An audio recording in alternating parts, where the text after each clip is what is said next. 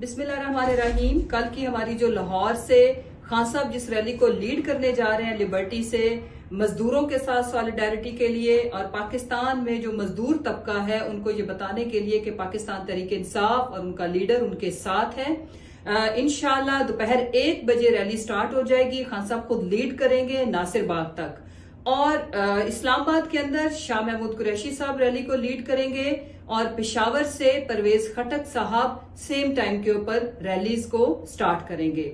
और ये इसका मकसद ये है कि यकम में ये मजदूरों का दिन है और पाकिस्तान तहरीक इंसाफ के जो चेयरमैन है उनका एक खास झुकाव है, खास लगाव है पाकिस्तान के मजदूर तबके के साथ। और इंशाल्लाह जब हमारी गवर्नमेंट आएगी तो हम ये जो लेबर है इसको स्किल्ड लेबर में एंड देन फिर इंशाल्लाह ताला बहुत खान साहब के प्लान्स हैं अपने पाकिस्तानियों के लिए, मजदूरों के लिए।